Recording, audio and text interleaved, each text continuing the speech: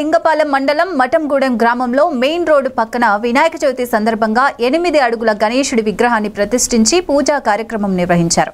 ఈ కార్యక్రమంలో కమిటీ పెద్దలు మందలకు జయరాం, వేతన శ్రీను, రేపు గ్రామ పెద్దలు, కమిటీ పెద్దలు, ఉత్సవ కమిటీ పాల్గొనున్నారు.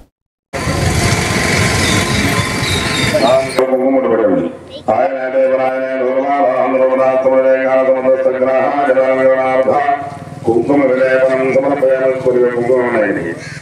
అలా 3 గాలతో కుంకుమ తీసుకుని అన్ని అవయవాల మీద కుంకుమ వేయండి.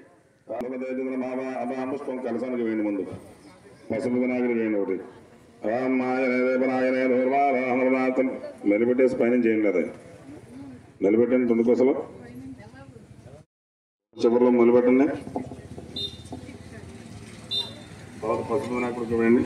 రామ్ యాభాం పుష్పం వేదాన్ భగవాన్ భగవాన్ భవదే చంద్రమాభాం పుష్పం విష్ణవాన్ భగవాన్ భగవాన్ భవదే దేవం వేద యాభామాయతనా పుష్పమాలికాం సమర్పయామి. ఇంకోటి ఏమన్నా పైన కూడా వేస్తారు. నా పైన